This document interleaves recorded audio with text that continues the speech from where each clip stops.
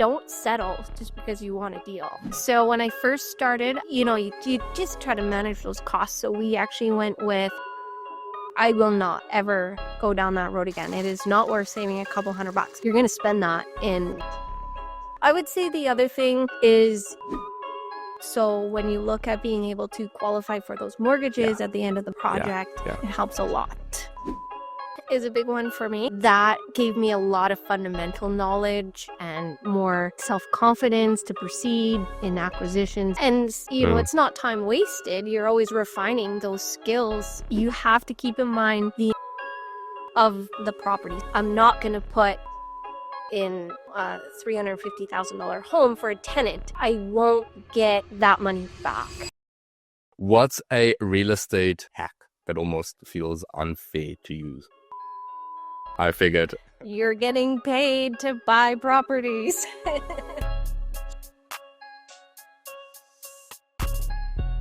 Welcome to the Wealth Through Real Estate Show. Today we're joined by Krystal Kromm. Krystal and her husband have used the BRRRR strategy and private lenders to acquire and renovate their multifamily and single-family properties. And they've built a 38-unit portfolio in the last 3 years, which is super impressive. Krystal, I want to welcome you to the show. Hello, thank you for having me. Now, Krystal, can you tell us about your first investment property and how you sort of got started in real estate? Yeah, the first property was 3 years ago. It was a piece of work. Like, it was a distressed property, very distressed. And we looked at it. We didn't like physically look at it. We saw it posted on the MLS, and I'm like, that one.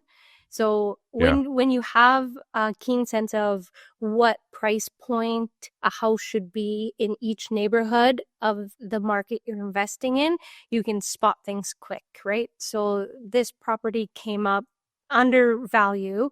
It was a 2003 build. So, there should be a certain price point attached to it, under value. I'm like, okay, I was actually working 2 hours away at my day job, and I phoned my realtor right away. I'm like, this one, let's lock it up. And we did that. This was a Thursday or a Friday. And then he's like, okay, well, do you want me to look at it? Like, I'll request a showing. There's multiple offers on it. And I'm like, you know what? Offer this. Regardless of how bad things are inside, we can fix it at this price point. He's like, okay. Yeah. I'm like, okay. They countered our first offer, accepted a certain offer, and then we waived our conditions. So once you waive your conditions, you have no right to that property afterwards, like in terms of entering it. And the listing realtor said, nope, no entry. Too bad for you guys. Well, my realtor was like, you know what? When you're home on Sunday, we'll go have a look at it and so forth, right? Yeah. No luck. So then I go to the property and I'm like trying to peer in all the windows and stuff like that. And I'm like, okay, it doesn't look too bad. And then we went to go get a mortgage for it. That wasn't a smooth journey. So my husband and I, we have great jobs. We have perfect credit. We had a down payment. Like, we're like your typical perfect client for an A lender. But the bank said to us, this house is not good security for our money. We are not going to give you a mortgage for it. And then we were kind of like, oh, really? We didn't anticipate that coming. And when you're buying your first rental property, that's a big curveball. So we're like, okay, what's next? How do we close? So we actually went with a hard money lender on that property. So if people are familiar, there's Calvert Home Mortgages that operate in Alberta. They're a mortgage investment corp.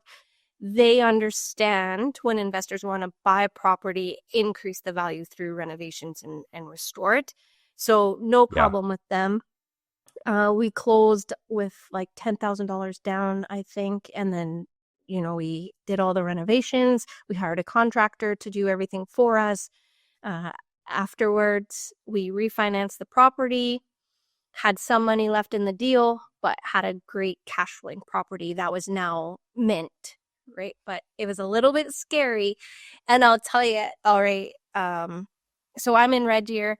The day I was signing the mortgage with Calvert, we're driving downtown Calgary.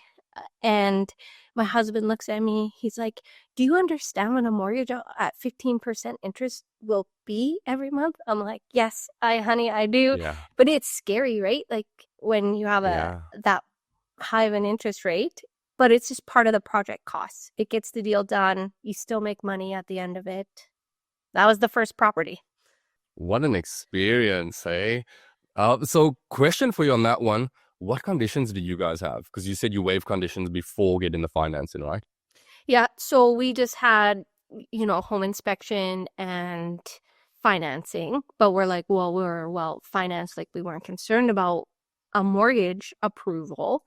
And then Yeah. condition wise, the price point was low enough where, we'll fix whatever it is. And we did, right? It worked out great. It was just a little scary when they're like, you can't come back in, because then you start to think maybe there's even more What else problems is there? here. Yeah. Yeah. I've definitely come across that though. Now tell me, in this first project, I mean, you've already highlighted a bunch of things that would throw most people off, but you push through it. Did you have any unexpected costs that sort of arose other than the hard money that you didn't initially account for? When you started renovating, what did that look like? What lessons did you learn there? Were there any unexpected renovations or things that you found after you started renovating? Nothing unexpected, actually. It was really good. I would say the only thing is one of the bedrooms in the basement, it uh it didn't meet current egress. So in Mm. 2003, it's this huge window, and there's another bedroom with the exact same window that's perfectly fine. But because we closed in the closet and finished the drywall in that bedroom, we now had to change the type of window. We didn't have to change the window out. We just changed how it opened to meet current code. Yes. Yeah. So Yes. that was $1,500. Um, so nothing crazy. I'll tell you what I did learn, and what I write into my contracts every time now is a re-entry term. Aha. Yeah. Yes. So even after I waive conditions, it's a term of the contract that I have access to the property, whether it's for contract quotes or just for me to go in and really dial in a plan. I love that. You learn from that lesson at least, because yes, people would say, okay, well, they should let us in good faith. They what? Nope. Once the conditions are waived, and they can completely deny it. And that's the other thing of like not having conditions and needing, let's say, financing, and then need to get an appraisal out there or whatever. It's like, or an inspection done. Like, you still need access to the property. So if you don't have that, term in there that legally forces them to allow you to view the property. So I like that little touch to it. Now, how much of the rehab process did you take on yourself in the beginning? And, is that different today? Do you still handle the renovations if you handled them initially? Have you transitioned in and out of that at all? So my husband and I both have jobs. So when we have time off, we do still put in time renovating. I like painting. Uh, my husband can do anything. He's like, Krystal, you gotta stop telling people that. But I'm like, Yeah. you can. He fixes everything. Sometimes he does things more than once, but we do a lot of sweat equity still. Um, I have people ask me like, is painting still the best use of your time? Like, are there not higher value activities as an investor you should be or could be doing? Um, I like painting. It brings me Yeah. joy. I work as a paramedic, so sometimes the nervous system gets revved up.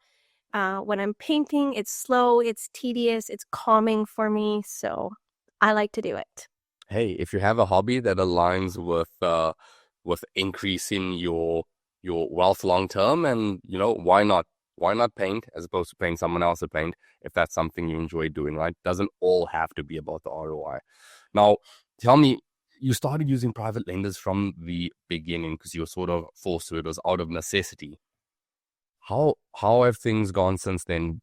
Have you continued to use private lending? Do you have any tips for people who want to pursue, that hard money strategy? Yeah, what does that look like? Hmm. We did continue to use hard money and private money. So when you're first getting started, you have to build up your network of private money lenders, like people willing to invest with you. They want to know you have a little bit of a track record, you're trustworthy, all of Yes. those things. So you have to prove yourself. So we used Calvert for two different property acquisitions, and then we transitioned away from them a little bit. They're fantastic. Um, Moving to private money, you can access registered funds for mortgages as well as cash, and sometimes get a little bit lower of an interest rate. That cost of money would be a little bit less. For people listening out there and they're not exactly sure which route to take, I mean, yes, initially you kind of force into the hard money. You got your feet wet, you got some experience, and then you could go private. But for people contemplating on either strategy, what are the pros and cons between the two, or questions people should ask themselves when deciding? Between the hard money or just private money? Just private, yeah. Yeah. So the cost of the money is a big thing, right? You have a higher interest rate with a hard money lender, and often a fee with that on top of the interest rate. Whereas the Yeah. private lending, you can get a little bit lower of a rate. So when you have a $200,000 mortgage, even that, you can save a couple $1,000s just on your lending costs. Um, People want to be involved in real estate. Not everybody wants to renovate properties, though. So it's also a good way for your friends, your families to participate in real estate without having to get their own hands dirty. They're maybe smarter. They're like, here's my money, send it to work. They're getting Yeah. 50%, 12% on their money. So you get to bring more people into the game, which is, I think, a benefit of private lending. No, absolutely. There are people who are just good at what they do, and their ROI on their time is just better spent doing that. Maybe they just don't want to learn what it takes to jump into real estate, and they'd be happy to partner up with someone who complements what they need and can put their money to good use and reduce the risk of things going wrong because they have the experience. Now, have you spoke about the financing side, the initial financing side, or trying to get a traditional mortgage and things just not working out because of the property itself. Have you found on the flip side, when you're looking at the refinancing side, that, there were any instances where things maybe didn't go as planned, and sort of how can you prepare for any of those things? So I think when someone is wanting to execute on the burst strategy, it's not complicated, but you have to remember you do have to qualify for that mortgage at the end of Yeah. it. So if you can get private money to acquire the property, you have money to do the renos, you have to make sure you qualify for the mortgage. That's a big step. I'm pretty like that typey, like I'd plan everything right from the beginning. Like that last step, that exit, that needs to be planned before you even buy. So I haven't run into any problems with that. We have recently had to switch from strict like residential financing on our properties to commercial lending on our properties. So, we talk about that mortgage wall where everyone will eventually hit. So we hit Yeah. our wall, but then we just switch to commercial financing. So you pay a percentage more typically in interest rates. You have some more corporate filing costs associated, but you just account for that cost in the project, and if it still makes sense, you go ahead with it. I love it. I love it. As long as it's all in the numbers and the numbers make sense, you could account for any of those things. Now, when you look back at any of your past projects that you've had, do you ever feel like, knowing what I know now, I potentially left money on the table doing this or not doing that? I would have probably done that a little differently. Not really. No, there's properties where I look back where maybe I'm like, I refuse to pay that last 20 grand for the Yeah. property.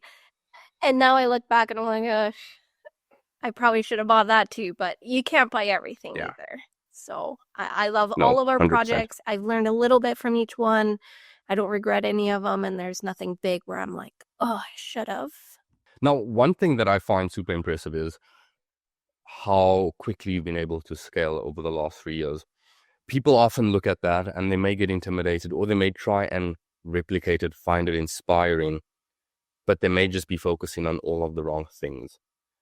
What are some key things looking back that you like, these are the inputs that we did to get us the outputs that we have? For example, this is what I focused on. I focused on analyzing X amount of deals per week or whatever. I focused on, we did X amount of offers before we got an offer accepted. Like the reps that you have to put in. Everyone wants to be in shape, but they don't necessarily know how to work out properly so they can get the desired result, kind of thing. What are some of the inputs that you focused on to actually build and scale this fast? Mm-hmm. Coaching is a big one for me. So I have taken courses and, people say, well, there's so many out there. What are the good ones? Find something that works for you. I've taken a couple. I feel like that gave me a lot of fundamental knowledge and more self-confidence to proceed in acquisitions and stuff and underwriting. And you're right, there are a lot of reps that go on behind the scenes. Like I look at a ton of properties, I underwrite a ton of properties, and it's not time wasted. You're always refining those skills. But yeah, you Yeah. gotta look at a lot of properties before you find one that you're like, yes. I took a multifamily investing course and I looked at properties for almost a year before I finally bought one that met my underwriting criteria. And then it was good, right? When it's good, it's good. And don't settle just because you want a deal. Yeah. Yeah. I would say the other thing is keeping my job. So when you look at being able to qualify for those mortgages at the end of the BRRRR project, it helps. It helps a lot. Yeah. Yeah, that's for sure. That's one thing that, a lot of investors are like, okay, I'm going to get started and so I can quit my 9 to 5. But holding on to it for as long as you can definitely helps on the mortgageability side of it all, right? There's one thing that you kind of highlighted, and you highlighted it early on as well, that I have to make note of, is that you were clear on your buy box both times. For On your sure. first property, you were like, you knew this was undervalued. And you only know that a property is undervalued is if you really get clear on your criteria and you look at enough properties to have something stand out and be like, yes, this one's different. This looks like a good deal. You don't get that confidence if you don't put the reps in. It's like, again, going to work out, doing like 2-3 reps and then expecting you're going to get into shape, but you don't understand the volume that goes on behind the scenes for people that are actually doing what you want to get done. So yes, getting clear on that buy box, putting the reps in and having patience. Now, if you can try and think and quantify, like, this is some of the inputs I put in terms of like maybe non-negotiables you had with yourself getting started. Like, okay, I took the coaching, but I'm not going to be a professional student. I'm going to take action. I'm going to do this, this, and this leading up to, let's say, your first property and taking it from there. What were some things that you had to put in place so that you could make that progress? Because a lot of people that take coaching, a lot of people that take mentorship, not everyone gets the results, right? What are some key things that you think you did that helped you sort of push yourself along your journey? I had a good relationship with my realtor. Lots of reps. I studied the market. Was it a daily practice for you? I would say daily, yeah. And if it Yeah. wasn't daily, then that got stacked onto the next day. But I enjoy it too, right? So that makes a difference. It's Yeah. not a chore to go analyze deal after Yeah. deal after deal. Like I actually enjoy it. So I think that'll make a difference. Yeah, no, 100%. You talk about the buy box, and I do have a very well-defined buy box. I know my market. Mhm. I know where in my market, like which neighborhoods, which house. So I like a 5-bedroom house with a double detached garage. But then you have to ask, well, what kind of tenant do I want? Do I have it's not buy box, but like that tenant profile? Yeah. There's also a specific tenant that I like. I am willing to take a chance on maybe some renters other people wouldn't. I don't pull credit. I don't check the credit of my tenants, and some people would, not not advise Not that. agree. And Yeah. I just feel like I have good intuition with people. So this is Alberta. A lot of people work in the oil field. I like a tenant who is a blue collar worker. They're a blended family. They need a 5-bedroom house because they have kids from both sides of the marriages. And I'm not dissing that at all. I have a blended family, so I kind of understand the needs of that tenant too. If you don't have finalized divorce separation, you can't get a mortgage. So, these families, they need a nice home to live in a nice neighborhood. And that's the product that I offer them and the client that I attract. I love that because that is the first step. If you get clarity on what's your ideal tenant profile, then you can look property type, location, and then you can dial your criteria in. And that makes running the numbers a lot more enjoyable than if you were just all over the place, right? Because you have the clarity, so it's step by step by step. You sort of just know things, and then there's certain things that just translate to almost every property. Like you know the average expenses, the taxes, whatever those things entail for that specific property type and that specific location. So it makes you do the upfront work, and it makes it a whole lot easier as you continue to run the numbers, and you're not jumping all over the place. So yeah, no, I fully agree with that. Now, in terms of your tenant profile, how do you find the, let's say, the turnover for this? I'm just curious for this unique specific, because you've got that dialed in, like you're very specific with that tenant profile. How do you find like the tenant turnover, vacancies, that sort of thing? In 3 years, I've had one tenant turnover. So aside from the multifamily, so that's like a little bit different, right? And Yes. I'm not gonna say I don't buy things outside of that buy box, but that's my Yeah. go-to. That's what I want to build my portfolio on. If there's a good deal, a good deal is a good deal. That first rental property that we bought, that's the tenant demographic I put in there. They fulfilled their 1 year lease, they moved out, and now we actually rent it to an organization that is assisted living for people with disabilities. So I don't want to call it a group home, but it's a similar type of setting where there's staff 24/7. So 2 of our properties are actually like that now. And if I'm not mistaken, those are those situations where you don't have to handle like the regular, call it, maintenance. I know like the capex stuff you would handle, but they would handle like any minor repairs or any of those maintenance calls. Is that correct? Or no? No. No, So you still handle everything. They call you like, you know, toilets backed up or whatever. yeah, so they have a maintenance man on their payroll. He does handle some of the things, but typically if there's an issue, the tenant will phone me or the house leader will phone me, and then I'll either say, okay, we'll come over and take a look at it, or have your maintenance man do it. I get the option to screen it, but Okay. there's typically still a bill to me. They don't cover the cost of that, but they do take exceptionally well care of the property. They Of the change property. the furnace filters, they have professional lawn care come in. They are regulated by OH&S legislation, so even things like, their laundry stuff can't be stored above eye level. Like, it's clean, it's well kept. Yeah. I love them. Like looking back at all your bar projects, what would you say is your least favorite or most challenging part about the bar process? I love to highlight the wins, but I love to highlight the challenges and stuff as well for people out there. What would you say is probably, yeah, your least favorite or most challenging? Like property specific or No, even just part of the whole process, like the bar process in itself. What's your, you like the painting, cool. mm-hmm. You love looking at properties and running your numbers and stuff. Is there any part of this that you find least enjoyable? Probably dealing with trades.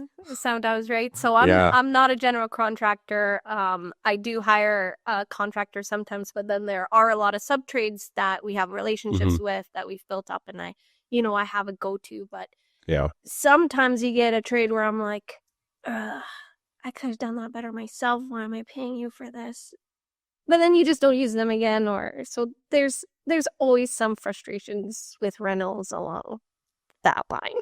I love the fact that you highlighted that. Now, speaking of like the renovation side, for people out there listening, I'm sure given your experience over the last 3 years, you've learned, hey, this is a good spot to put your money.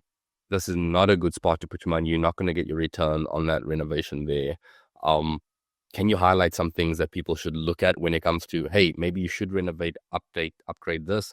Those things, yeah, maybe they might make you feel good, they might look good, but that's sort of money that you're not going to get back. Yeah.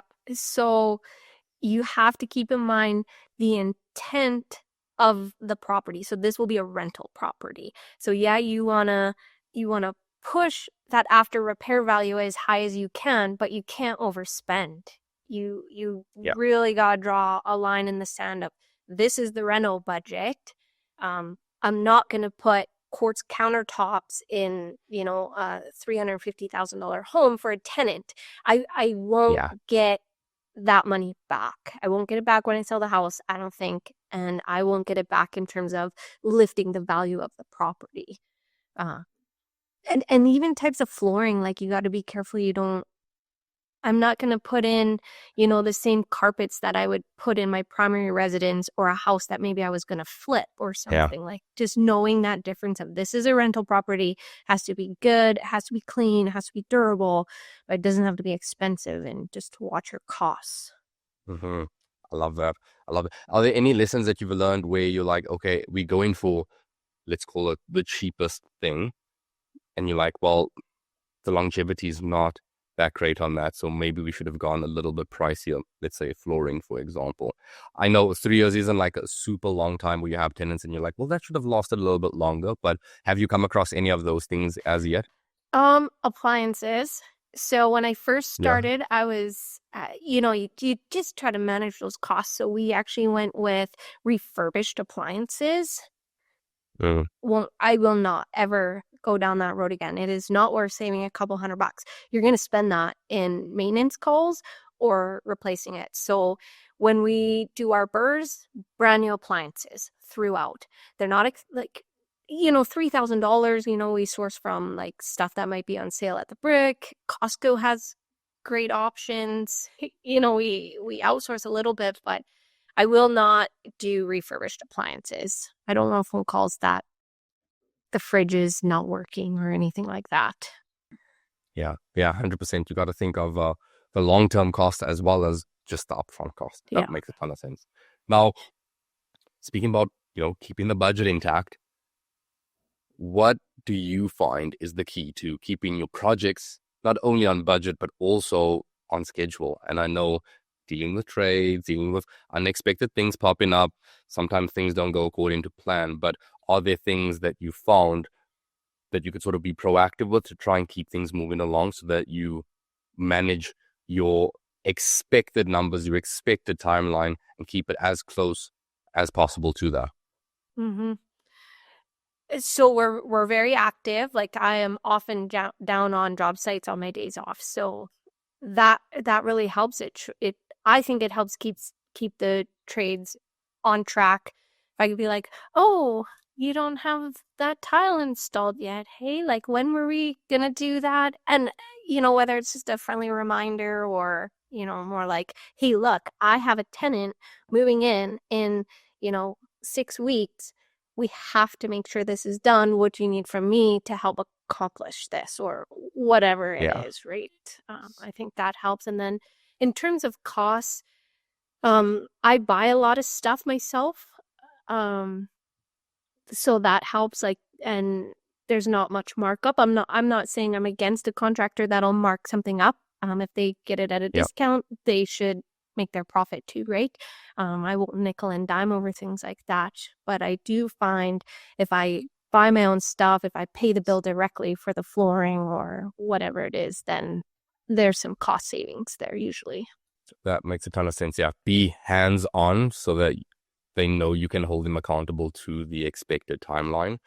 Um, Now, if you had to cut your, let's call it your working hours in half, what's the first system or process you'd put in place to ensure that you still have, call it scalability? That's such a good question. All right. Um, I almost feel like it's a little bit easier now because we have such established um people on our team. So Yeah. just that outsourcing, like if to start out, like I'm not even sure what to say because like the partners we have now, I always phone the same electrician. I always phone the same plumber. I always phone the same flooring guy. Mm, And I know they're going to do a good job. I don't need to micromanage their work or anything like that. The expectations are already there between the relationship in terms of cost and quality. I love that. I love that. So essentially, when you're getting started, spend your time purposefully and carefully building out a strong, trustworthy power team, a Yes. team, so that you can delegate, because you could do as much of it yourself as possible, but eventually just having a team that you can rely on allows you to step back, have a little bit more time, so that you can scale up even further. Now, question for you, as you start scaling up, you kind of want to still keep your finger on the pulse of, all your properties and just your overall performance of your portfolio. How do you track that performance without getting lost in the details? Spreadsheets. Like I input costs into the spreadsheet, keep track of what's performing well, how much did we spend on anything, in the past year for each property. That helps. If a tenant does call for something, we typically go. So we get in the property more often than just like an Hmm. annual inspection or something like that. I get that. I get that. Now, question for you is, so you started out on the residential side, sort of got to your cap, and then you just decide, well, you know what? Next step inherently is just to go bigger, go go multifamily, and sort of take it from there. What was that driving factor? Was it just that cap? Was that it? And how did you find getting into your first residential property versus getting into your first multifamily building? Hmm. Completely different challenges and stuff. I did have a partner on my first multifamily. They had a little more experience than I had in that space, Mm, so it was great to lean on someone for that. It's just more zeros at the end of the deal, and that's not past me. It still scares me sometimes, but yeah. it's the same steps, the same strategy, really. Yeah, no, I get that. And you were smart about it. Your initial, I mean, getting in residential, again, a lot less zeros, so mistakes aren't amplified as much. You had training, you had mentorship, and then getting into your first multifamily, you kind of had someone who had the experience already. So I'm sure there was a ton that you learned over that entire acquisition, though. Are there any things that come to mind that were like, I'm so glad I had this partner because, now I've learned how to do that, or they prevented that mistake, or they made that process a whole lot easier. Anything come to mind? Property management comes to mind. So on the 30 Yeah. unit, I do not do the property management for that. Where on all the Mm, the single family homes, I do, right? I just wasn't ready to take on a 30 unit building as a property manager. Um, yeah. and I was always told you're the asset manager. You have to manage your managers. And I Yes. very much underrated that statement. So, I would do something and then or ask them to do something, even something as small as a rent increase or how a rent increase is implemented, or, because we use CMHC MLI Select program, our rents are very specific. Like you can't go above it for some of the units. Like when I send something in writing and then they maybe don't do what I asked, I'm like, or, the for my residential properties, if I had a new tenant or I know I'm going to want to lease this, come April 1st, like I have that lined up, like well in advance. Yeah. I'll show someone a property that's near completion and be like, it's going to be finished. If it scares you, that's okay. Someone who can see the end and wants the property will be the right fit. Whereas at the multifamily, our property manager refuses to show a unit before it's like rent ready. And I'm like, but then you're still going to Oh, have a window of vacancy where you really shouldn't need it. vacancy. Yeah. But I'm like, okay, you guys are the experts. I kind of just let that go by out for now. So things like that where I'm learning, you know, these guys are experts, let them do their thing. If they can do it 80% as good as you, that is good enough. Like, go on to the next thing. That's exactly what delegation is. It's being able to hand it off and not expect that it's going to be done 100% the way you would do it. 80% is good enough, you know? Yeah. Okay. No, I love that. Thank you for highlighting that. Now, Krystal, it's time for one of my favorite segments of the show. I call it time capsule. So let's imagine you've stumbled across a time machine that allows you to travel back and forth in time. Now, of course, you can't change anything, but you can give and receive advice from your younger or older self. So if we go back to your 18-year-old self, with the knowledge that you have now and the experience that you have now, what advice would you give your 18-year-old self? Now, this can be investing, business, personal life, familial life, whatever. It could be a combination of them all. What advice would you give your 18-year-old self? Um, I know this question is advice to myself, but I also have young adults at home. All of our Yeah. kids are, 19, 20, 21. And so I'm constantly like, buy real estate. Um, my one son, he does flooring, and oh, he works hard, and he works for less than he should. He doesn't Yeah. yet know the value of what he's worth. And so Yeah. even for myself, for him, like, know your worth, know your value, have confidence in yourself. Don't let people take advantage of you. And I'm not saying he is being taken advantage of in any way. I'm just saying, like, you have a lot more than you can do for yourself than what you're giving yourself credit for. Like, don't be scared and go do it. Um, yeah, that's a big one. And buy real estate early. Yeah. Yeah, I've had that. That's a big one that I get. One person said buy Bitcoin. I was like, oh, that's smart. Mm, Bought Bitcoin like 12 years ago. Um, but yeah, no, I fully agree with that. It's giving yourself the permission to value your time and take the uncomfortable steps, because ultimately that just speeds your learning curve up and adds to your skill set a whole lot quicker. So I truly love that. Now, if you were to flip things around, let's go ahead to your 80th birthday. What advice do you imagine that your future self would offer you at your present age? that's You could tough. take your time. I don't know. One thing I say to myself is, at the end of your life, you're never going to say you wish you worked more. Oh, So, yeah. yeah, I imagine my 80-year-old self saying, like, take days off, enjoy your family, make time for people, and, a lot of time for people, more time than I probably do. I get that. I fully get that. In fact, I was away on vacation not too long ago, and I felt like I was just ready to get back into the swing of things. And I had to remind myself, like, just because you enjoy doing what you do and you want to get back to it, like, you're doing this for your family. And then looking at the joy on my kids' faces, my wife's face, I'm like, this is what it's for. So sometimes we can just forget the why and just get stuck in getting doing the work so we can get the results and move closer to whatever our goals are.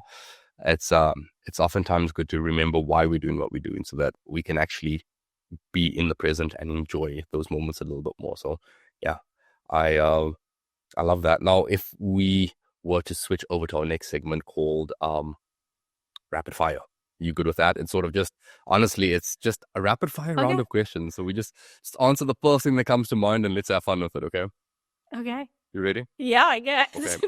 guess. What's the best investment you've ever made? So far I'm only 3 years in, right? So, a townhouse. I did a burr Okay. project and then sold it. Oh, nice. Okay. Um, Side note, townhouses are performing fantastic lately. Um, what's one deal you regret not taking? There was a townhouse sorry, not a townhouse, a sixplex. We were $50,000 apart on purchase price. I dug in my heels. I still regret it. Yeah, it's a tough one to get over. It's because sometimes it's like you need to look at the value and not just the price. And sometimes you struggle to piece that together. Is like the value is a lot more than the price, so you can kind of overpay, or maybe you just negotiate a little bit harder, and then someone else comes in and throws your negotiations out the window. Or yeah. Now, did you ever have a false belief about real estate that you now see completely differently? No. Because I didn't even know what a mortgage was when I was 30 years old. So, right? In a previous marriage, my husband took care of everything. He took care of the mortgage, everything. Like I just didn't know. I focused on the kids. Yeah. So, So you started from the ground up. There wasn't any false beliefs that needed to be broken about real estate investing. None of that. It was just purely getting this for the first time and just learning the right way. I love that. I love that. What's the biggest inefficiency you eliminated in your business? um, bookkeeping. Ooh, yeah. Everyone loves bookkeeping. I am still working on getting it more efficient, but that's the area that needs the most. Yeah. What's a real estate hack that almost feels unfair to use? The BRRRR strategy. I figured. You're getting paid to buy properties. Oh no, I figured. Krystal, this has been so much fun. I want to thank you so much for coming on today and sharing your invaluable insights. Now, for everyone listening, I know that they're going to want to keep this going. And for those people who are maybe driving and they're like, yep, they don't want to touch their phone right now, just off the top of your head, where's the best place for people to reach you? So Krystal.Kromm on Instagram and on Facebook, Krystal Kromm. To our listeners out there, if you're looking for more valuable insights, be sure to subscribe. Share this with someone who can benefit. And as always, keep investing smartly. Thank you for tuning in to the Wealth Through Real Estate Show. If you're interested in learning more about the BRRRR strategy and also learning about how you can find joint venture partners and raise capital, then you absolutely need to check out the episode with Sandy. This is your host, Alray Noble, signing off.